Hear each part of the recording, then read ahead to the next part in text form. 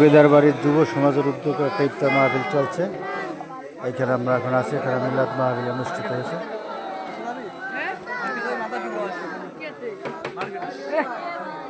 বিশাল আগে ইফতার আয়োজন করছেন যুব সমাজ।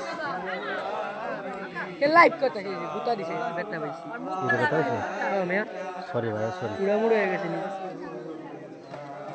সাবে লাগছে।